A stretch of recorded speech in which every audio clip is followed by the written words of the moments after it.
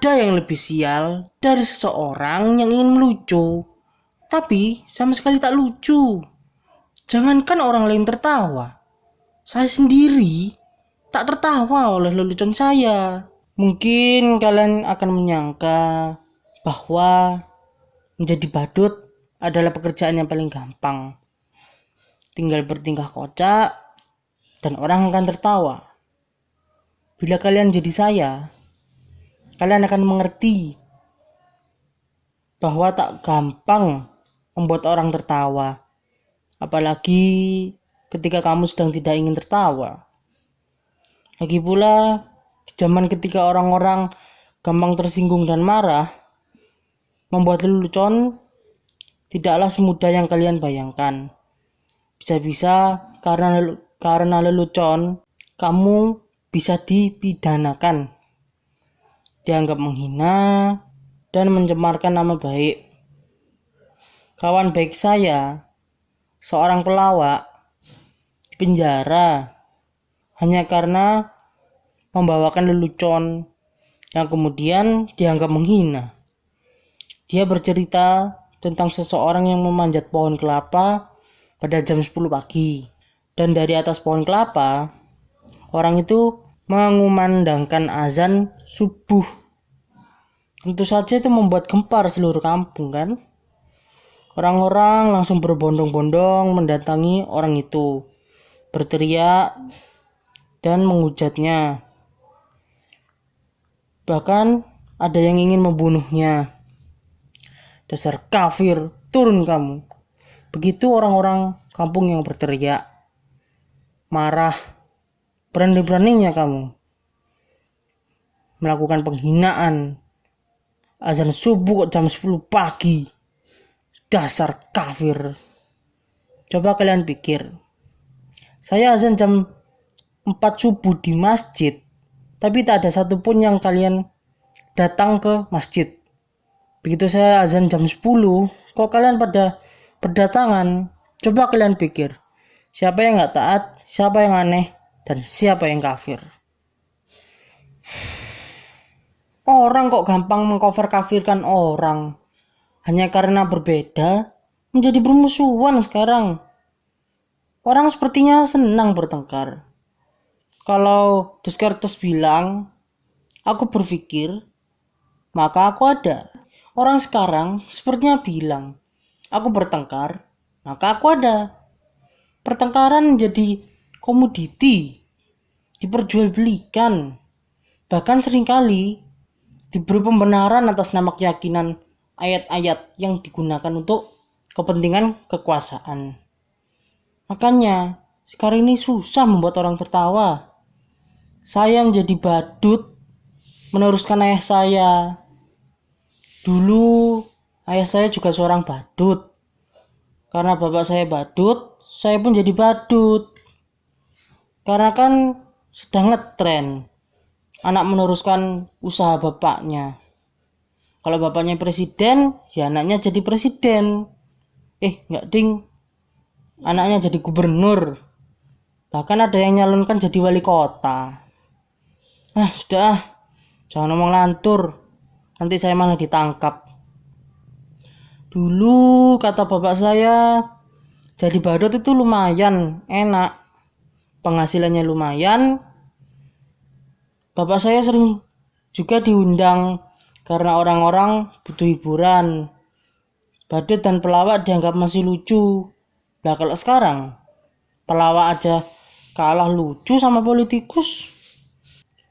Aduh, aku gak nyangka kamu akan datang. Silakan. Maaf berantakan. Duduklah. Mau minum apa? Atau makan? Kamu gak haus? Kamu gak lapar? Syukurlah. Kebetulan saya gak punya apa-apa. Tapi bisa pesen GoFood kok. Tapi kamu yang bayar ya. Yang datang pacar saya loh. Jangan tersenyum ngejek begitu. Badut kayak saya juga manusia. Bisa feeling in love dan punya pacar. Lihat tuh. Cantik gak pacar saya? Namanya Raisa. Lengkapnya Raisa Bayar. Terima kasih kamu mau menemui saya. Saya kira kamu sudah melupakan saya. Terima kasih kalau kamu terus masih ingat saya. Kamu pasti kangen ya?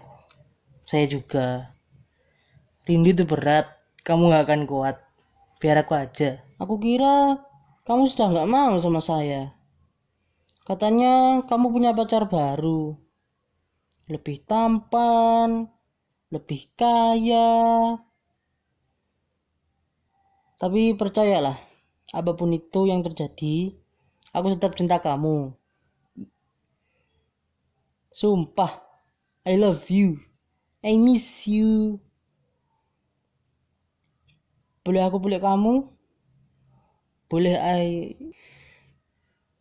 Boleh aku cium kamu?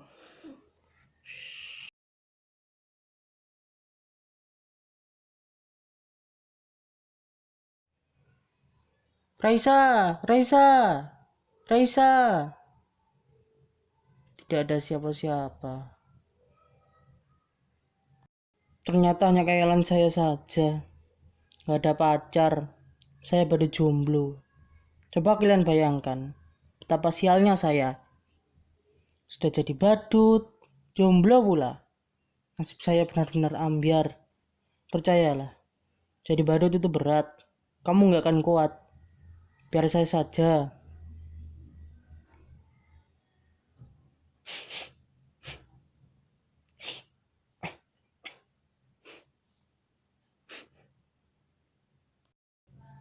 Kenapa kalian menatap saya seperti itu?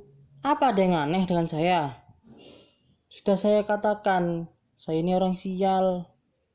Tapi nasib saya memang aneh.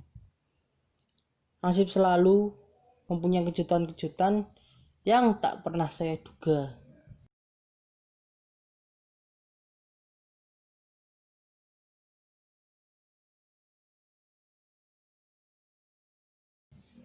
Kalian melihat penampilan saya?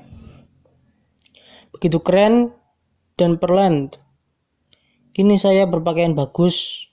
Tapi sebenarnya saya tetaplah seorang badut. Saya sama sekali tidak pernah memimpikan ini. Tapi barangkali inilah takdir saya. Suatu hari saya diminta mengisi hiburan pada kampanye partai. Menurut saya, penampilan saya biasa-biasa saja. Sama sekali tak lucu. Tapi entah kenapa semua orang yang hadir tertawa, terpingkal-pingkal. Saya hanya menjentik-jentikkan jari seperti ini dan semua orang tertawa. Saya hanya menggoyang-goyangkan bokong saya, semua tertawa. Bahkan ketika saya hanya berdiri diam, orang makin tertawa terbahak-bahak. Mereka terhibur dengan penampilan saya yang begitu bodoh dan tolol. Sesungguhnya saya tak pernah merasa stolol saat itu. Lalu pemimpin partai itu mendatangi saya, menjemput saya, dan memuji-muji saya. Katanya saya adalah sosok yang karismatik. Sayapnya bakat untuk disukai semua orang. Dan itulah kekuatan seorang pemimpin. Ia bilang kepada saya, sekarang ini menjadi pemimpin tak perlu cerdas atau pintas. Yang penting disukai banyak orang. Demokrasi membuat orang-orang menjadi pemimpin bukan lantaran kecerdasan, tapi karena kemampuan disukai banyak orang. Semakin banyak orang menyukaimu, memujamu, maka kamu akan jadi pemimpin. Pendukungmu akan memujamu habis-habisan. Tak peduli kamu salah atau benar, yang penting kamu tetap disukai banyak orang. Kamu boleh bohong atau ngibul sesukamu. Yang penting orang tetap percaya kamu dan menyukai kamu. Dan kamu punya bakat sebesar itu. Orang tertawaimu, tapi sesungguhnya mereka menyukaimu. Orang seperti kamulah yang dibutuhkan partai. Saya kemudian mereka dandani menjadi necis seperti ini, didaftarkan ikut pilkada. Padahal saya nggak tahu apa itu pilkada. Saya nggak tahu beda pilkada dan pilkab. Tapi ada yang bilang pilkab itu nggak boleh coba-coba buat anak. Kalau pilkada kan boleh coba-coba buat anak. Makanya banyak anak pejabat dan pemimpin yang coba-coba ikut pilkada. Saya benar-benar nggak tahu mengapa karena menyuruh saya ikut pilkada. Padahal ijazah pun saya tak punya.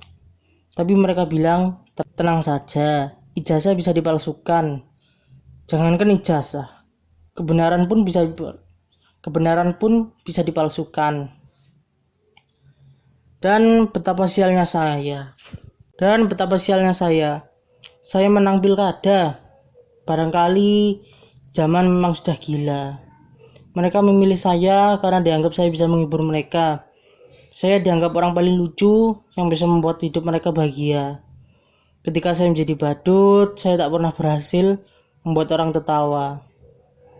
Tapi ketika jadi pemimpin, barangkali saya membuat orang tertawa. Itulah kenapa saya bilang betapa sialnya hidup saya. Betapa sialnya hidup saya. Belum jadi badut, jadi pemimpin pun tetap jadi badut. Badut yang bisa mereka atur, badut yang bisa membuat mereka terhibur. Sungguh, saya memang badut yang sial. Percayalah, jadi badut itu berat. Kamu gak akan kuat. Biar para pemimpin aja.